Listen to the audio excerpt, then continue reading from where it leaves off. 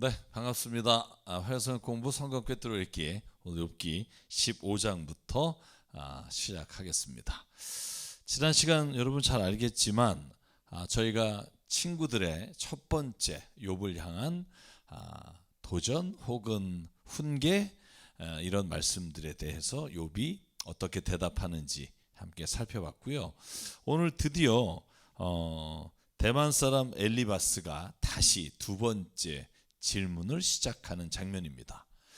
여러분, 우리가 한번 떠올려 보면 첫 번째 테마에서 친구들이 주로 얘기했던 건, 야, 네가 죄를 졌으니까 이런 어려움을 당할 거야, 고난을 당할 거야, 이렇게 훈계하는 이야기가 중심이었다면, 거기에 대해서 욥은 아니야, 내가 잘못한 거는 있지만 내가 정말 이 정도로 고난 당할 만큼 내가 죄를 진 건 없어. 그러니까 만약에 이렇게까지 내가 죄를 지게 된 대가를 받는다면 이거는 공정하지가 않아. 이렇게 욥이 대답을 했습니다. 거기에 대해서 오늘 엘리바스가 강도를 더 높여가면서 친구들이 비난하거나 혹은 악한 자라고 규정하고 다시 욥을 향해서 맹공을 퍼붓는 장면이 이 두 번째 논쟁의 아마 핵심으로 보시면 좋을 것 같습니다. 그래서 오늘 여러분 딱 시작할 때 뭐라고 말해요? 엘리바스가 지혜롭다는 사람이 어찌하여 열을 올리며 궤변을 말하느냐, 그리고 이제 성질을 내는 분위기가 나타납니다. 그러니까 잔말 말고 너가 죄를 졌고 잘못했으니까 고난을 당한다는 거 좀 받아들이면, 야, 너가 우리들한테 욕먹을 일이 없지 않니? 이렇게 엘리바스가 오히려 욥에게 큰 소리를 치는 거예요. 왜 입이 뚫렸다고 말을 하니? 제가 요약하면 그런 거예요. 왜냐하면 계속 입에 대한 거예요. 너 좀 가만히 있어. 너 좀 내가 그렇다면 그런 줄 알아. 이러고 엘리바스가 다그쳐서 욥을 향해서 비난하기 시작합니다. 자, 그러면서 오늘 욥을 향해서 던지는 말을 좀 들어보면, 쓸모없는 이야기로 논쟁을 일삼고 아무 유익도 없는 말로 다투기만 할 셈이냐. 4절, 정말 너야말로 하나님을 두려워하는 마음이 내던져 버리고 하나님 앞에서 뉘우치며 기도하는 일조차 팽개쳐 버렸구나. 이렇게 엘리바스는요, 욥을 향해서 이제 하나님하고 완전히 너는 담을 쌓고 하나님께 기도하지도 않고 하나님을 두려워하지도 않다라고 엘리바스가 욥에게 소리를 쳐요. 여러분, 욥은 얼마나 억울하겠어요. 그죠? 이렇게 낙인 찍힌 거예요. 여러분, 우리가 신앙생활하면서 이런 말들을 서로가 하는 경우가 종종 있잖아요. 개인적이라기보다는 집단적으로 좀 많아요. 저 사람은 저런 신앙 색깔을 가지고 있고 저런 모양으로 신앙생활을 하는데 저건 잘못된 거 아니냐 하고 어떻게 보면 편을 나눠서 이런 이야기를 하는 경우가 종종 있습니다. 여러분, 조금만 더 볼까요? 엘리바스는 그래서 욥을 향해서 비난하는 그 두 번째 어떤 내용을 보면 이런 내용들이에요. 하나님께서 너를 보면 너가 하나님보다 똑똑하다는 것처럼 들릴 것 같다. 이게 엘리바스가 하는 말이에요. 한번 볼까요? 자, 네가 하나님의 회의를 엿듣기라도 했니? 어찌하여 너만 지혜가 있다고 주장하냐? 우리가 알지 못하는 어떤 것을 너 혼자만 알고 있기라도 하는 것처럼, 우리가 깨닫지 못하는 그 무엇을 너 혼자만 깨닫게 하는 것처럼 너는 그렇게 행동을 하느냐. 다시 말하면 네가 제일 똑똑해서 우리한테 너가 하나님 앞에 가장 정결한 사람인 것처럼 말하지만 너는 결코 우리가 보기에 하나님을 향한 믿음도 없고 하나님을 향한 지식도 없고 하나님을 향한 경외함도 없다. 이게 오늘 엘리바스의 말의 근거입니다. 말하는 내용입니다. 그래서 또다시 첫 번째 논쟁에서 말한 것처럼 이렇게 말해요. 네가 왜 하나님께 기도하지 않니?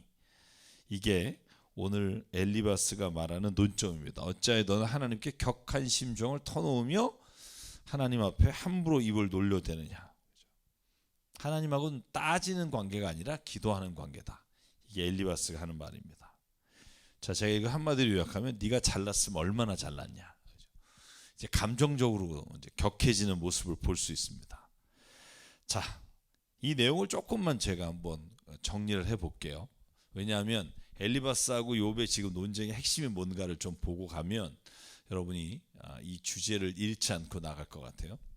자, 엘리바스가 하나님의 이름을 들먹여요. 그런데 사실 엘리바스가 기분 나쁜 건 하나님의 말씀에 욥이 틀렸기 때문이 아니라 자기 말에 대꾸를 하니까 기분 나쁜 거예요. 그렇지 않아요? 여러분 지금 하나님께서 이렇게 계속 엘리바스가 말하지만 말의 논점은 어디에 있냐면, 야, 네가 궤변을 늘여놓고 네가 말대꾸하고, 사실 말해서 엘리바스가 기분 나쁜 건 욥의 태도예요. 그러니까 욥이 말하는 것이 자기를 마치 모욕하는 듯이, 자기를 가르치려는 듯한 태도가 싫은 거예요. 근데 여러분 따져보자고요. 누가 먼저 시작했냐고요.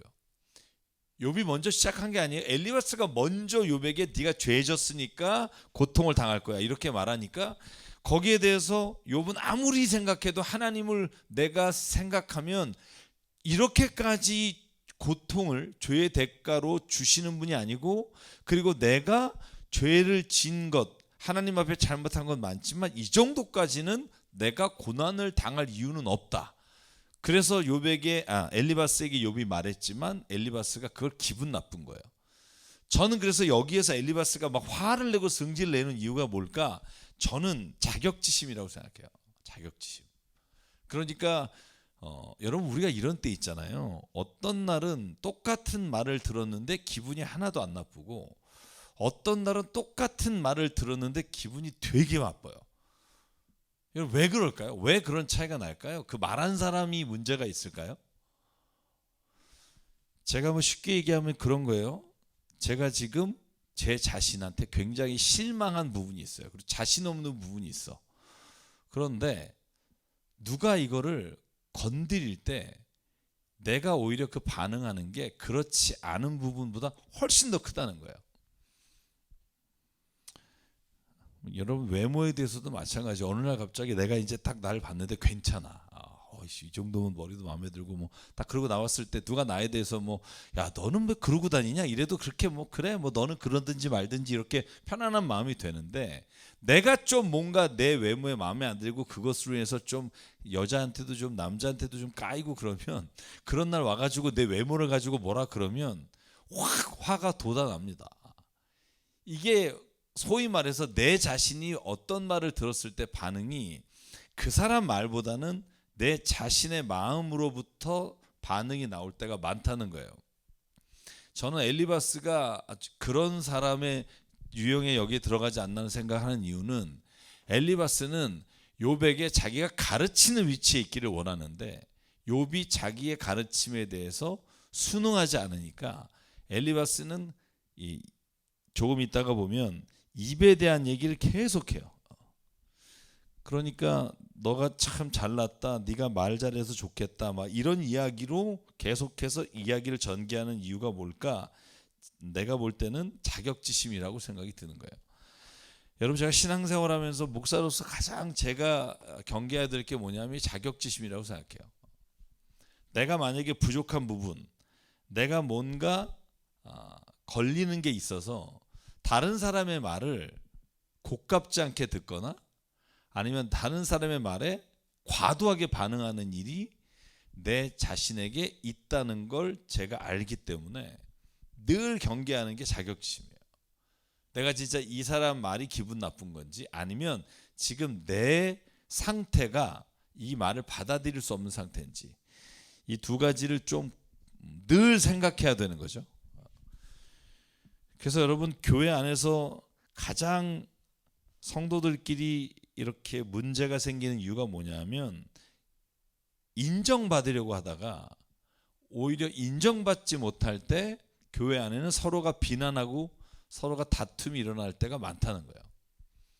여러분 헌신하는 거 너무 좋아요. 교회에서, 아니면 정말 주님의 일을 위해서. 근데 그 헌신이 다시 말하면 내가 인정받는 욕구를 위해서 내가 그 헌신을 한다면 그 위험합니다. 물론 사람이요, 목사도 설교 탁 한 다음에 은혜 받았습니다 그러면 내가 굉장히 기분이 오늘은 그래도 내가 설교를 잘했나 보다, 이런 마음의 위로를 받고 굉장히 내 스스로 하는 일에 대한 자부심을 갖게 돼요. 근데 거기까진 괜찮은데 이걸 못 받았을 때, 예를 들면 오늘 내가 설교한 거에 대해서 반응이 좀 내가 기대했던 거에 미치지 못하고 그러면 괜히 스스로가 위축되거나, 아니면 누군가가 나에 대해서 그때 목사님 요즘 뭐 성경 안 읽나 봐, 예를 들면 이럴 때 막 확 화가 치미는 거는 이게 자격지심인 것 같아요. 자격지심. 그래서 여러분 평상심을 유지하는 게 되게 어려운 것 같아요. 그러니까 내가 무슨 일을 하든 인정받지 않아도 내 스스로가 만족한 사람. 참 어렵지만 저는 그렇게 신앙생활을 하는 게 가장 시험에 들지 않는 길이라고 생각해요. 이게 저한테도 가끔 그런 스스로 생각을 할 때가 많습니다. 내가 진짜 이걸 박수 받으려고 일하는지, 아니면 이 일 자체를 완성하는 것 자체에서 내가 쾌락을 느끼는지, 너무 기분이 좋은 건지. 저는 약간 후자인 것 같아요. 제 성향상 누가 뭐라고 안 해도 제가 뭐를 끝내놓으면 기분이 좋은 성격인 것 같아요. 저는 그게 어떻게 보면 감사의 기도의 제목이기도 한데, 그러다 보니 또 너무 또 이걸 같이 막 이렇게 이끌고 가는 게 약하지 않나, 이게 장단점이 있는 것 같아요. 그래서 저는 이 교회 안에서나 아니면 무슨 일 해나갈 때 첫 번째 자기를 좀 봤으면 좋겠어요. 내가 이 헌신하는 게 인정받으려는 욕구가 강한 건지, 아니면 내가 진짜 이 일을 하나님 안에서 내가 해야 될 사명으로 여기는 건지. 그래서 여러분께서 사명과 인정받기 위한 욕구가 구분되지 않으면 교회 안에서는 반드시 좋은 일을 다 마치고 나서 문제가 생깁니다. 저는 그런 경우를 너무나 많이 봤기 때문에. 그럼 사명으로 일하십시오. 누가 나에게 박수를 안 쳐줘도 내가 이 일이 정말 하나님이 나에게 주신 가장 고귀한 일이다라고 내가 확신을 들고 나가면, 그 일을 행했을 때 주시는 다른 어떤 사람이 주지 않아도 되는 그런 내 마음으로부터 오는 너무나 감사의 마음, 내 마음이 주는 굉장히 하나님을 향한 은혜의 마음이 생긴다는 거죠. 자격지심으로부터 해방되는 길. 제가 나름대로 생각해 봤어요. 나는 본래 죄인이라는 고백을 하는 거예요. 나는 본래 죄인이다. 근데 이게 그냥 척하는 게 아니라 나는 죄인이다라고 나 스스로를 그냥 인정하는 거예요. 나는 뭐 누구에게 막 이렇게 칭찬받는 게 정말 덤이지, 내가 마땅히 받아야 될 이유는 전혀 없는 사람이다라는 걸 하나님 앞에서 고백하면, 저는 그 자격지심으로부터, 낮은 자존감으로부터 회복될 수 있는 은혜가 주어진다고 봐요. 그래서 여러분 그냥 말로만 나는 죄인이다, 나는 죄인이다 이렇게 하지 마시고, 정말 내가 하나님 앞에 죄인이다, 다른 누구보다도 내가 나을 게 없다, 나은 게 있다면 하나님이 나에게 지금 은혜로 주신 것으로 내가 지금 행하고 있는 게 정말 나에게는 기쁨이다. 그게 진짜 느껴지면, 척하는 게 아니면 남을 비난하지 않아요. 그래서 오늘 저는 엘리바스가 가장 큰 문제가 뭐냐면, 네가 잘났냐, 이 대화들을 쭉 보시면 엘리바스가 얼마나 욥에 대해서 갖고 있는 이 자격지심과 낮은 자존감이 있는지를 좀 읽을 수 있어요. 여러분 꼼꼼히 읽어보시면 느껴져요. 자, 그래서 엘리바스가 욥을 가르칩니다. 아예 대놓고 17절에 내가 너에게 가르쳐 줄 게 있으니 들어봐라. 이제 그죠? 기분 나쁜 거죠. 욥이 말 잘하니까. 자, 내가 배운 지혜를 너에게 말해주겠다. 근데 내가 이거 배운 거 그냥 지금 배운 게 아니고 조상들에게부터 배운 거고, 이건 정말 지혜의 진수야. 그러니까 들어, 뭐 이런 거죠. 자, 내용이 뭐예요? 20절. 악한 일만 저지른 자들은 평생 동안 분노 속에서 고통받으며 잔인하게 살아온 자들도 죽는 날까지 같은 형벌을 받는다. 들리는 소식이라고는 다 두려운 소식뿐이고 좀 평안해졌는가 하면 갑자기 파괴하는 자가 들이닥치는 것이다. 그런 사람은 어디에선가 칼이 목숨을 노리고 있으므로 흑암에서 벗어나서 도망할 희망마저 가질 수 없다. 자, 지금 엘리바스가 말하는 지혜가 뭐죠? 뭐예요? 요약하면 뭐 같아요? 뭘 말하는 것 같아요? 자기가 조상으로부터 지혜로운 사람들 조상으로부터 들은 말이 어떤 말이에요? 무슨 말이죠? 한번 생각해 보면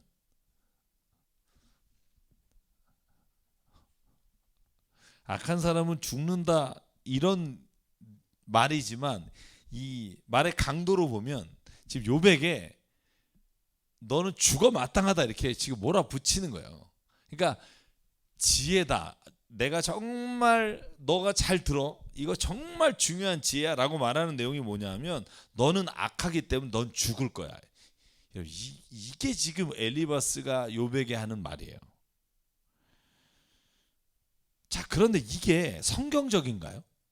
그러니까 제가 늘 말씀드리잖아요. 지금 엘리바스와 빌닷과 소발이 말하는 게 하나님의 이름을 들먹여요. 성경의 내용을 들먹여요. 그런데 이게 성경적이냐는 거예요. 아니라는 거죠. 성경에 악인은 망하리로다 이런 말이 물론 있어요. 그런데 지금 그건 끝까지 회개하지 않고 돌이키지 않는 악인에 대한 말씀이고, 오늘 지금 이 엘리바스가 하는 말은 뭐냐면 욥에게 대놓고 하는 말이에요. 그러니까 악한 일을 하는 자는 분노 속에 평생 고통받고 그리고 결국은 희망마저 없어지고 죽는다. 근데 사실은 성경이 말하는 핵심은 그게 아니란 말이죠. 성경이 말하는 핵심은 결국 죽는다가 아니라 회개하는 자는 하나님께서 용서하시고 소망을 주신다. 그런데 오늘 엘리바스는 뭐예요? 소망은 아예 기대하지도 말고 악한 일을 저지르는 자는 죽는 날까지 같은 형벌을 받는다. 그러니까 제가 아무리 읽어봐도 엘리바스는 하나님의 이름을 들먹이지만 하나님의 뜻에 맞지도 않고 성경적이지도 않고. 여러분, 이게 제가 오늘 마지막 정리를 하겠지만 이걸 우리가 자기의라고 말해요. 하나님의 말씀을 들먹이지만 결국은 말하고 있는 게 자기의예요. 여기에 대해서 이제 욥이 뭐라고 대꾸하는지 보기 전에, 자, 마지막으로 욥을 위로한다고 온 친구의 말을 봅시다. 26절에서 34절이에요. 전능하신 분께 거만하게 달려들고 방패를 앞세우고 그분께 덤빈 사람, 그게 누구냐 하면 그게 바로 욥이라는 거죠. 그 욥이 어떻게 될 것인가? 그는 끝내 망하게 될 것이고 집도 폐가가 될 것이고 돌무더기가 될 것이고 하나님을 두려워하지 않는 무리는 이렇게 메마르고 뇌물로 지은 장막은 불에 탈 것이다. 이게 오늘 엘리바스가 최종적으로 욥에게 던지는 말입니다. 잘 보시면 엘리바스는 위로하러 왔다고 성경이 그렇게 말하는 것처럼 돼 있지만 위로하러 온 게 아니라 친구 욥을 제가 볼 때는 부자 친구가 고난받아서 어떻게 되는지를 보러 온 듯한 느낌이 들어요. 여러분, 그런 거 있지 않습니까? 왜? 정말 누군가가 불행하게 됐어요. 신앙생활을 하는 사람 중에 그 불행한 사람이 됐을 때 우리가 그걸 보고 진심으로 위로하고 진심으로 안타까워하고 기도하는 모임, 그런 성도의 교제가 돼야 되는데 사실은 우리가 이 엘리바스처럼 욥을 바라볼 때가 있다는 거예요. 그 사람 복 받았다더니 아니면 그 사람 이렇게 됐다더니 어떻게 되나 보자 하고 지켜볼 뿐만 아니라 자기가 생각하는 하나님의 의가 결국 하나님의 의가 아니라 자기 의죠. 이루어지지 않았을 때는 그를 향해서 이게 비난하는 모습을 보게 되죠. 그래서 오늘 엘리바스가 이제 두 번째 질문하는 게 이게 질문이 아니에요. 보통 우리가 질문으로 알고 있는데 여기는 비난을 아주 본격적으로 하게 됩니다. 그래서 처음에는 훈계로 갔다가 두 번째 엘리바스는 비난과 저주를 퍼붓게 되고 빌닷도 거의 비슷합니다. 그래서 오늘 한번 보면, 자, 이 말에 대해서 그러면 욥은 뭐라고 대꾸를 해야 될까요? 자기를 향해서 비난하고 정죄하고 너 죽을 거다라고 말하는 친구에게 욥이 대답하는 게 16장이에요. 자, 욥이 뭐라고 말하냐면 그런 말 나 많이 들었거든.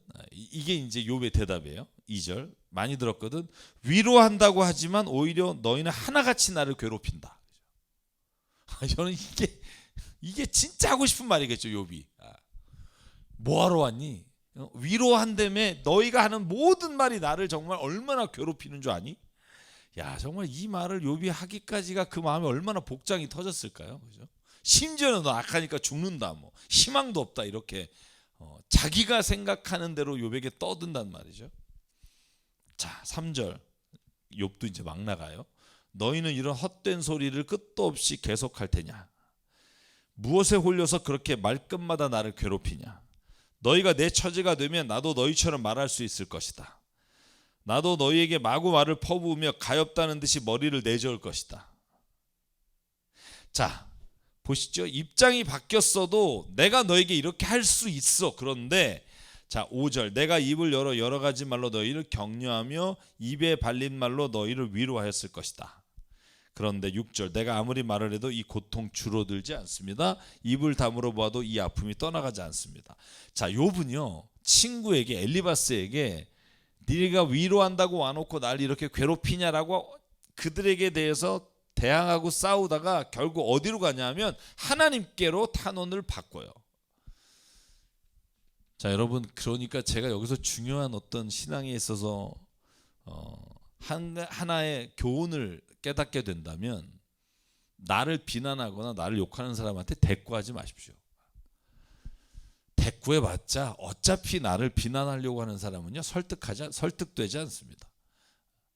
이 나를 향한 비난을 하나님에 대한 탄원으로 바꾸십시오. 저는 그게 가장 신앙에 있어서 나를 지키는 법이라고 생각해요. 지금 욥은요 엘리바스에게 나를 더 이상 괴롭히지 말아달라고 말한 이후에 그의 대상을 하나님께로 가요. 자, 잠깐 보실래요? 여기에 진짜 중요한 게 뭐냐면 엘리바스는 하나님께 탄원하고 하나님께 항변하는 걸 죄라고 말해요. 그런데 욥은요 하나님을 향해서 항변하고 탄원하는 게 정답이라고 말해요. 저는 욥이 맞다고 봐요. 하나님을 향해 탄원하고 하나님을 향해 원망의 말을 던지는 게 오히려 사람을 향해서 분노하고 저주하고 그를 향해서 비난하는 것보다 훨씬 나아요. 왜냐하면 하나님은요 우리가 이해 못하고 그렇게 할 때 우리에게 믿음이라고 하는 걸 주시지만 만약에 사람에게 이렇게 우리가 비난하고 정죄하면 사람은 그 마음에서부터 그걸 다시는 벗어나지 못하기 때문에 저는 오늘 욥이 이 탄원을 하나님께로 방향을 바꾸는 건 너무나도 잘한 일이라고 생각해요. 정리하면 욥은 위로를 받기 원했지만 결국 눈물겹게 원했던 위로는 못 받고 비난을 듣게 되면서 하나님께로 나가요. 자, 그래서 어떻게 돼요? 원망해요, 처음에. 자, 주님께서라는 단어가 계속 반복되잖아요. 자, 뭐 욥의 탄원 들어보면 눈물이 나요. 주님, 왜 나를 기진맥진하게 하시고 내가 거느리고 있던 자식들을 죽이셨습니까? 이렇게 물어보는 거예요. 그런데 그게 이제 확신이 돼서 주님은 내 자식을 죽였습니다. 이렇게 돼요. 그리고 주님께서 나를 체포하시고 내 적이 되셨습니다. 내게 있는 것이라고는 피골이 상접한 앙상한 모습뿐입니다. 이것이 바로 주님께서 나를 치신 증거입니다. 사람들은 피골이 상접한 내 모습을 보고 내가 지은 죄로 벌받았다고 말합니다. 주님께서 내게 분노하시고 나를 미워하시고 내게 이를 가시며 내 원수가 되셔서 살기찬 눈초리로 나를 노려보시니 사람들도 나를 보면서 욕하고 경멸하고 뺨치고 한패가 되어 달려듭니다.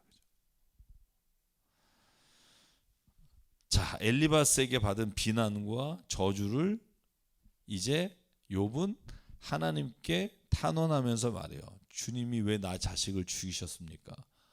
주님이 왜 나를 원수 삼으셔서 이렇게 모든 일을 하셨습니까? 주님이 왜 나에게 일을 가시며 나를 노려보시며 나를 이렇게 내치셨습니까? 이게 이제 욥의 탄원인 거예요. 제가 지난주에 말씀드렸죠.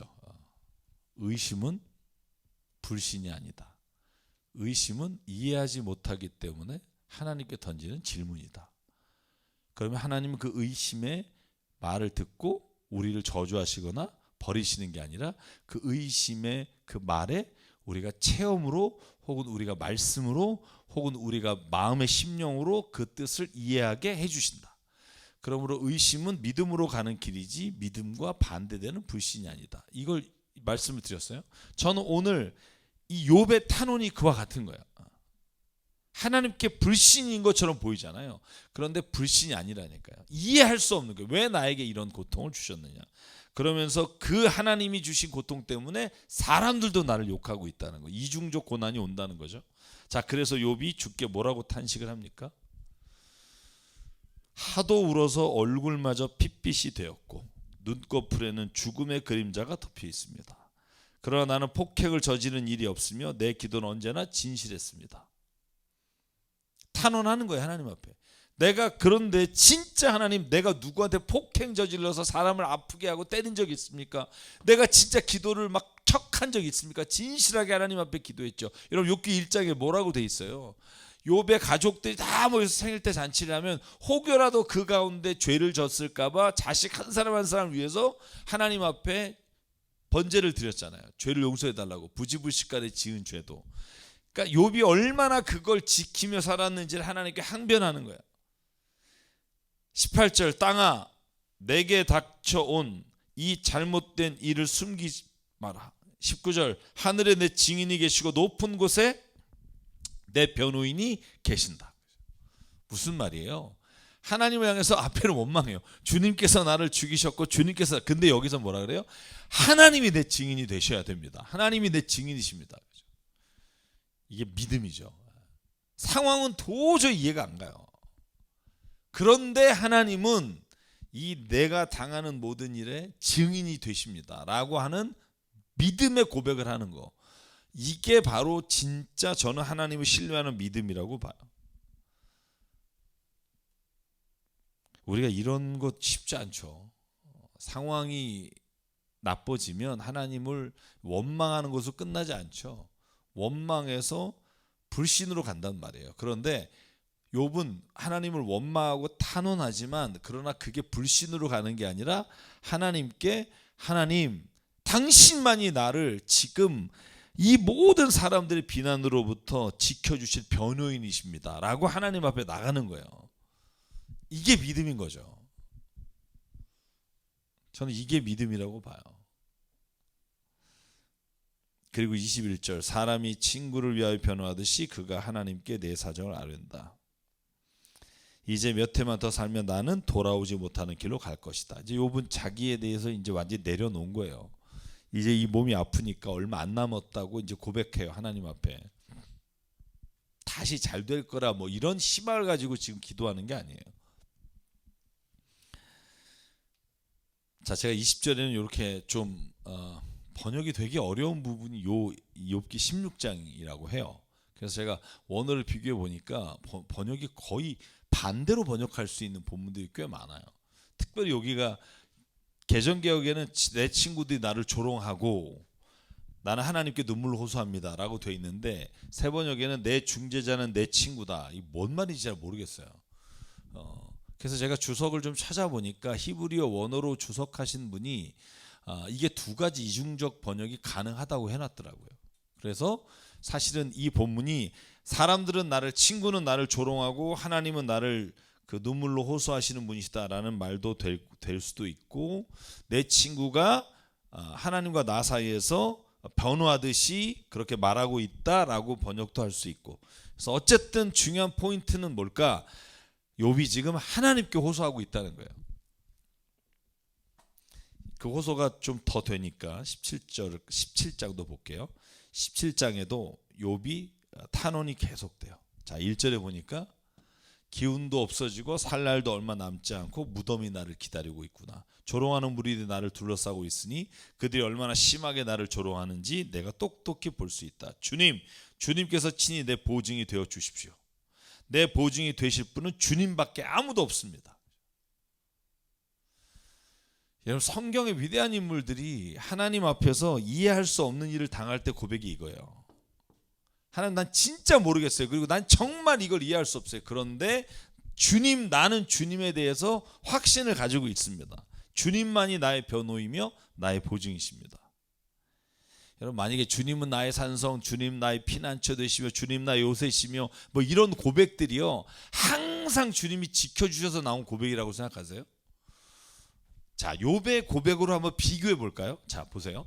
주님은 나의 산성이고 나를 지켜주시는 분이고 나를 정말로 환난 날에 나를 건져내시는 분이십니다 라고 말할 때 여러분 다윗의 시편을 보면 다윗이요 사울한테 도망다니고 죽을 고비를 넘기고 블레셋으로 도망가고 이런 과정들에서 나온 고백이에요. 쉽게 말하면 상황은 정말 이해할 수 없어요. 그런데 내가 믿는 건 하나님은 그러나 나의 산성이 되심을 믿습니다라는 고백이지 결과론적인 고백이 아니에요. 바꿔 말하면 뭐예요? 만약에 내가 이런 고백을 하다가 죽을 수 있잖아요. 욥이 만약에 42장의 복을 다시 못 받고 죽었다. 그럼 어떻게 성경을 해석할까요? 뭐라고 해석해야겠어요? 아, 욥은 참 안 됐지만 뭐 욥은 고난당하다 죽었네 이렇게 끝나나요? 아니요. 저는 42장이 없다 그래도 이 고백 하나로 우리는 욥으로부터 많은 믿음에 대해서 깨달음을 얻게 돼요. 자, 욥이 이 모든 상황 지금 다 보세요. 난 얼마 안 있으면 죽어요. 이게 고백이에요. 친구들은 나를 비난해요. 나는 지금 모든 상황에서 코너에 몰려 있어요. 이제 끝이에요. 그런데 하나님, 나는 주님만이 내 보증이 되신다고 믿습니다. 그런데 욥이 이 기도하고 죽었어. 여러분 그렇다고 가정해 봐요. 그러면 하나님이 욥에게 함께 안 하신 거냐? 여러분 이 질문을 던질 때 뭐라고 답하시겠어요? 저는 아니라고 봐요. 왜냐하면 바울 그죠? 아니 주님이 나를 지켜주신다고 맨날 설교해요. 여러분 고린도전서, 베드로, 빌립보서, 에베소서 다 읽어보실래요? 주님은 당신을 지켜주시고 주님은 당신에게 힘을 주시고 뭐 이렇게 계속해서 말하지만 그러나 결국 바울은 고난당하고 그가 처형당한 걸로 돼 있잖아요. 순교당한 걸로. 자, 그러면 그의 믿음은 헛된 거냐? 아니죠. 하나님은 살아계시지만 지금 욥의 이 상황을 건져내셔야 살아계신 분이 아니라는 거예요. 이걸 어떻게 설명해야 될까? 그러니까 잘 보세요.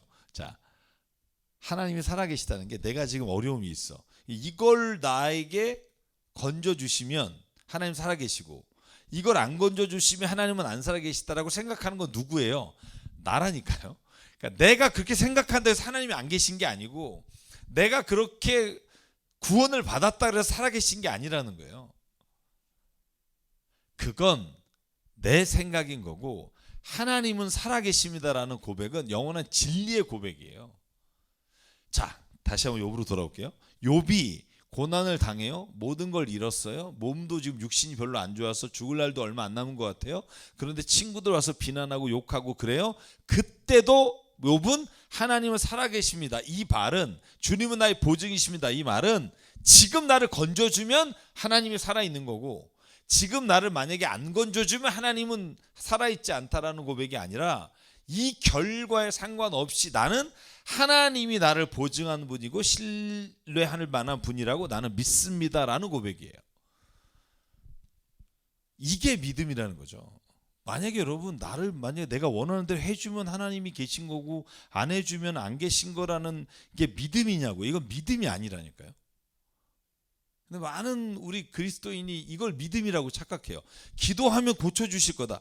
물론 이 믿음은요 우리가 살면서 우리 그리스도인이 해야 될 기도의 내용이긴 해요. 그런데 그게 곧 하나님이 살아계신 거다 이건 아니라는 거예요. 그러면 성경에 나오는 무수히 많은 사람들은 하나님이 살아계시지 않는다는 걸 증언하는 게 아니잖아요. 그래서 여러분 꼭 믿음, 그래서 우리가 신앙생활 할 때 가장 중요한 믿음은 내 지금의 상황과 상관없이 하나님은 누구신지에 대한 고백, 이게 믿음 고백이에요. 그래서 여러분 사도신경이 라틴어로 뭐예요? 크레도예요. 나는 믿습니다예요. 그 자체가 주어 동사가 있잖아요. 나는 뭘 믿습니까? 천지를 창조하신 하나님인 걸 믿습니다. 그죠? 그리고 나는 그리스도 예수께서 이 땅에 오셔서 우리를 위해 죽어주신 걸 믿습니다. 그죠? 그리고 우리가 다시 성도가 부활할 것을 믿습니다. 이게 우리의 믿음이지, 우리의 상황 속에서 하나님이 계시고 안 계시고를 자꾸 견줘내는 건 믿음이 아니라는 거예요. 자, 그래서 오늘 제가 욥기 이 말씀을 보면서 좀 드리고 싶은 핵심은 그런 거예요. 욥은 지금 자기가 하나님께 탄원하면서 나를 살려주면 하나님이 계시고 라고 말하는 게 아니라, 주님은 내 보증이 되어 주십시오. 주님은, 자 6절 7절 8절을 꼭 보면 하나님은 세상의 격언이나 세상 사람들의 말에 의해서 움직이는 분이 아니라는 걸 너무나 잘 압니다. 자, 그래서 5절을 보면 엘리바스가 말하는 격언이에요. 그게 뭐냐면 돈에 눈이 멀어 친구를 버리며 자식이 눈이 먼다. 그러니까 네 자식이 죽은 건 친구들에게 잘못했다, 혹은 네가 돈에 눈이 멀어서 친구들을 소홀히 했다, 이런 말을 엘리바스가 했다는 걸 가정할 수가 있잖아요. 제가 아까 말씀드린 요지가 뭐예요? 엘리바스는 위로하러 온 게 아니라 돈 있는 친구가 고난당해서 어떻게 되나 구경하러 왔다라는 마음이 드는 게, 욥의 이런 대답들을 볼 때 그런 생각이 좀 들어요. 자, 그런데 세상의 이치는 이런데 그거와 상관없이 하나님은 나를 보증하는 분입니다. 자, 그래서 17장을 좀 정리해 볼게요. 자, 16장하고 17장 초반까지 욥은 욥의 친구들은 하나님의 이름으로 전통적인 지혜로 욥을 공격하고요, 비난하는데, 욥은 하나님의 이름을 부르면서 친구들의 비난에 탄원해요. 그러니까 하나님의 말씀을, 하나님의 이름을 사용하는 방법이 달라요. 하나님의 이름으로 다른 사람을 비난해요. 근데 잘 보면 자기의 생각으로 비난하는 거예요. 하나님의 이름을 들먹이지만, 여러분 10계명 중에 3계명을 저는 어기고 있다고 봐요. 하나님의 이름을 왕력도 일컫는 거죠. 하나님이라고 말하지만 전통과 그리고 자기가 갖고 있는 생각들을 가지고 욥을 비난해요. 근데 욥은 하나님의 이름을 부르면서 하나님에게 탄원해요. 자, 저는 그래서 그리스도인 성경을 읽고 배우고 적용하며 살아가는 이유는, 그 하나님, 내가 알고 있는 지식으로 하나님의 이름으로 누군가를 공격하고 비난하려고 하는 게 아니라, 그 진리를 통해서 내가 깨닫고 위로받기 위하고 위로하기 위한 거다. 방향이 완전히 달라요. 하나님의 이름은 들먹이지만 방향이 완전히 다른 길을 친구와 욥이 갖고 있다는 걸 볼 수 있어요. 성경을 많이 알면 알수록 겸손해져요. 저는 확신해요. 그러니까 문자적으로 알미 아니라 성경을 읽으면서 하나님의 뜻을 헤아려 보면 우리는 다 겸손해질 수밖에 없어요. 왜냐하면 하나님의 말씀을 내가 지키지 못한다는 거, 첫째. 두 번째, 하나님의 말씀은 무궁무진해서 내가 다 이해할 수 없다는 거. 세 번째, 내가 하나님의 말씀으로 적용해서 세상에서 내가 행하며 살 수 없다는 걸 깨닫게 되면 어떻게 되냐면, 아, 나는 진짜 남에게 욕할 만한 그런 자격이 없다. 나는 정말 하나님에 대해서 무지하다, 아는 게 없다, 이런 고백들이 나와요. 그래서 저는 오늘 욥의 친구들과 욥의 태도를 봤을 때 두 가지로 구분할 수 있다고 봐요. 하나님의 이름으로 타인을 정죄하고 아는 대로 타인을 비난하는 게 아니라, 욥은 자기가 하나님의 이름으로 친구들의 비난에 대해서 하나님께 탄원하는 모습을 비교해 봅니다. 자, 그러면 오늘 욥기의 17장의 마지막을 좀 보죠. 자, 17장 마지막에 욥이 하나님께 탄원을 하는데, 자 11절을 볼까요? 계획도 희망도 다 사라졌다. 인간적으로 다시 돌아오는 거예요. 하나님은 살아계시지만 나는 희망이 없다는 거예요. 내 친구들의 말이 밤이 대낮이 된다 하지만, 밝아온다 하지만 내가 이 어둠 속에서 벗어나지 못하는 것을 나는 알고 있다. 내 유일한 희망은 죽은 자들의 세계로 가는 것이다. 거기 어둠 속에 잠자리를 펴고 눕는 것뿐이다. 나는 무덤을 내 아버지라고 부르고 내 죽음을 파먹는 구데기를 내 어머니 내 누이라고 부르겠다. 여러분, 얼마나 정말 이걸 시로 읽으면 이게 정말 얼마나 마음이 아픈 시예요. 내가 희망을 둘 곳 달리 더 있는가? 내가 희망을 둘 곳이 달리 어디 있는지 아는 사람이 있는가? 16절, 내가 죽은 자들이 있는 곳으로 내려갈 때 희망이 나와 함께 내려가지 못할 것이다. 그러니까 나는 이제 죽으러 가는데 살 희망이 없다는 거죠. 여러분, 이 욥이 이 간절함과 애절함으로 구원을 하나님께 요청하지만 그러나 그 안에는 절망이 있어요. 저는 이게 인간이 가지고 있는 신앙인의 모습에 같이 있다고 봐요. 어떤 분 그러잖아. 어떻게 믿는 사람이 그런 말을 하냐. 근데 여러분, 믿는 사람도 그런 말 할 수 있어요. 그렇죠. 왜 믿는 사람이 그런 말 못해요? 여러분, 욥이 아니 믿음은 있어요. 내가 하나님 죽으면 하늘나라 가. 근데 지금 내가 병들어서 너무 아파. 나 진짜 죽고 싶어요. 막 아니 이런 말을 왜 못해요? 왜냐하면 인간이 가지고 있는 육체적 고통이나 아픔과 절망은 사실은 하나님을 믿고 있는 희망이 이 모든 고통이 없는 것처럼 여길 수는 없는 거예요. 그래서 예수님이 십자가에서 달려 돌아가실 때 여러분 뭐라고 말해요? 왜 나를 버리시나이까? 이 말을 이해할 수 있다니까요. 아니 예수님이 부활할 거 안 믿어서 그런 얘기했을까요? 아니겠죠. 부활하시는 걸 계속 얘기했잖아요, 제자들한테. 근데 뭐라 그래요? 십자가에서는요, 엘리 엘리 라마 사막다니, 나 왜 버리십니까? 이게 우리 인간이 가지고 있는 육체의 한계와 인간이 당하는 고난에 대한 태도예요. 그럼에도 불구하고 우리는 소망이 있기 때문에, 부활에 대한 확신이 있기 때문에 지금 이 고통을 내가 능히 절망으로 느끼지 않을 뿐이지 고통 속에서 절규할 수 있다고요. 그래서 욥의 절규를 한번 들어보십시오. 나는 무덤을 아버지라고 부르고 죽음을 구더기를 내 어머니라고 부르겠다. 이게 욥기 17장에 나오는 욥의 응답이에요. 욥의 대답이에요. 자 보십시오. 욥은요 엘리바스를 저주하지 않아요. 저 같으면요, 야 넌 이제 죽을 거야. 너 악한 놈은 다 죽었잖아. 너 전통적으로 너 지혜를 따져봐. 다 죽었어. 다 망했어. 그러면 저는요, 만약에 엘리바스한테 야 이 새끼야 너도 죽을 거야 뭐 이렇게 대놓고 욕할 것 같은데, 욥은요 그 탄원은 하나님께로 가요. 그리고 하나님과 씨름해요. 이게 신앙인의 모습이라는 거죠. 자 18장 앞부분만 좀 하고 바로 오늘 또 맞추게 될 것 같은데요. 자 빌닷이 이걸 듣고 있다가 빌닷도 이제 비난과 저주의 말을 욥에게 퍼부어요.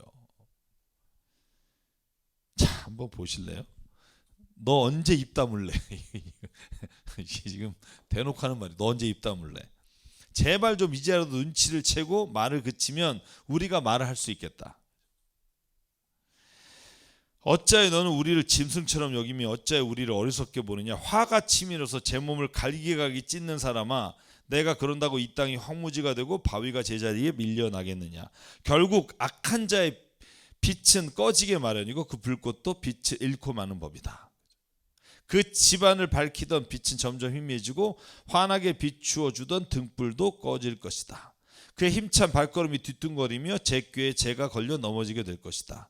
제 발로 그물에 걸리고 그 함정으로 걸어가게 되니 그의 발등꿈치는 덫에 걸리고 올가미가 그를 단단히 쥘 것이다. 10절 땅에 묻힌 밧줄이 그를 기다리며 길목에 숨겨진 덫이 그를 노리고 있다. 뭐예요? 엘리바스의 말하고 똑같죠. 너도 이제 죽는다 이거야. 너의 발걸음을 하나님 지켜주지 않으실 거고. 여러분 그래서 대놓고 5절에 보면 악한 자라고 불러요. 욥을 향해서 약한 자야. 그죠? 악이나 이렇게 부른 거죠. 여러분 제가 그래서 앞부분 말한 거하고 여기를 정리하고 오늘 좀 말씀을 마칠게요. 다음에 18절과 19장 20장 그 빌닷과의 대화를 마무리 짓고요. 자 하나님의 의와 자기 의가 있어요. 이게 여러분 로마서에 나오는 주제 중에 하나예요. 10장에 보면 자 하나님을 믿는다고 하는 사람들에게 쓴 편지잖아요. 하나님을 믿는데 그리고 하나님의 의를 들먹이는데 그런데 자기 자신의 의를 세우려고 살아요. 이게 그리스도인의 모습 가운데 있다는 거예요. 저는 엘리바스와 빌닷 소발이 가지고 있는 모습이 오늘 우리의 모습이라는 거죠. 자 바울이 말해요. 그들은 하나님을 섬기는데 열성이 있습니다. 그러나 그 열성은 올바른 지식에서 생긴 게 아닙니다. 똑같이 예수님 믿고 똑같이 말씀을 읽고 똑같이 열심을 내는데 하나님의 의로 하는 사람이 있고 자기 의로 하는 사람이 있다는 거예요. 그 기준이 뭘까요? 어려운 문제예요. 그죠? 뭐 쉬웠다면 이거 누구나 다 잘 살지 않겠어요? 어려워요.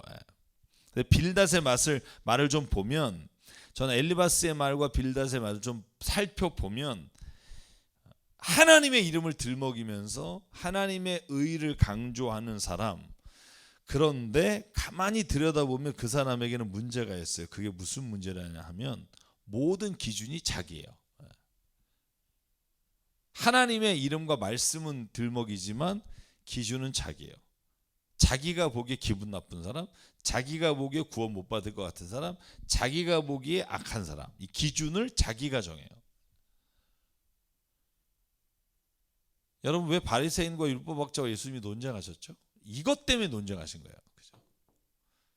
바리새파 사람들과 율법학자들은요, 성경을 읽고 악한 사람, 죄인, 그래서 결정했어요. 누구예요? 죄인은 세리와 창녀, 그죠? 그리고 이런 사람들을 성경에 보니까 악인이야, 죄인이야, 규정했어요. 근데 예수님 뭐라 그래요? 누가 죄인이에요? 바리새파 사람과 율법학자가 죄인이에요. 자, 이 기준의 차이가 어디서 나왔을까요? 어렵죠? 그 기준의 차이는 정말 쉽지 않지만 하나님의 말씀을 자기 자신의 유익이나 자기 자신이 처한 환경에 따라서 해석하지 않는 게 하나님의 의를 구분할 수 있는 가장 좋은 방법이라고 생각해요. 예를 들면 이게 돈이 된다, 이게 나에게 유익하다, 이런 거를 다 떠나서 하나님의 말씀은 정말 무엇을 말하려고 하시는가, 이게 이 존 롤스라는 사람의 표현을 빌면 그가 성경 해석을 위해서 한 말은 아닌데 무지의 베일이라고 말해요. 무지의 베일. 이게 무슨 말이냐면 지금까지 내가 알고 있고 나에게 유익이 되고 나에게 좋은 것이 무엇이냐를 다 없애버리고 무지한 채 아무것도 전제를 두지 않고 하나님 말씀을 읽어보라는 거예요. 그게 가능하겠냐고요? 불가능하죠. 그 사람도 말해요. 정의에 대해서 규정할 때 그렇게 해보라는 거예요. 그런데 그게 안 돼요. 그러나 최대한 그렇게 하라는 거예요.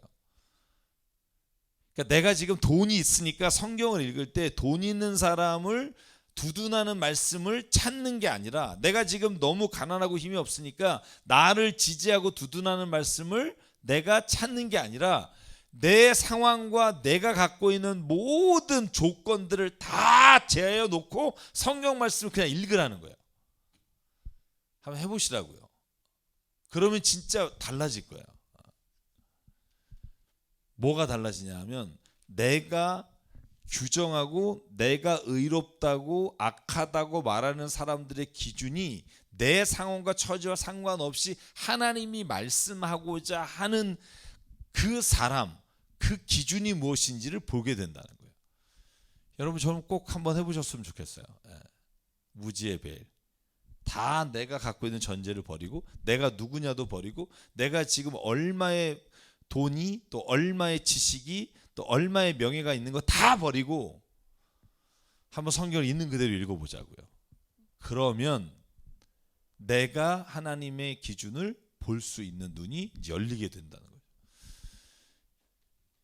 여러분, 제가 저번에도 한 말했잖아요. 그죠? 운전하면서 보면 다 횡단보도 건너는 사람들이 불법이야. 막 2초 남았는데 뛰어가고 이러면 화가 나요. 막, 그죠? 근데 여러분, 내가 만약에 횡단보도를 건너고 있으면 운전자들이 왜 그렇게 들이미 있는지 막 아직도 2초 남았는데 막, 그죠? 그게 뭐예요? 자기가 지금 처한 상황이나 조건이라는 거예요. 근데 그거 없이 한번 보면 이게 뭘 말하는지를 알게 돼요. 목사는요, 성경 읽을 때 이거 목사에게 유리한 말이 이게 은혜가 돼요. 그죠? 여러분, 그런 게 있다니까요. 근데 그런 감은 없이 읽으라는 거예요. 내가 직분 이런 거 다 한번 재어놓고 내려놓고 한번 하나님 듣겠습니다, 말씀해 주십시오라고 성경을 읽으면 자기 의로 인해 하나님의 의를 잘못 해석하는 일들을 줄여갈 수 있다. 한번 해보시기 바라고요. 우리 다음 주에 우리 빌단 이야기를 좀 더 이어서 해보고 다음 주에 소발 이야기까지 같이 나누도록 하겠습니다. 오늘도 감사합니다. 이제 봄이 아니라 여름인 것 같아요. 건강 조심하시고 다음 주에 만나 뵙도록 하겠습니다. 건강하십시오. 샬롬.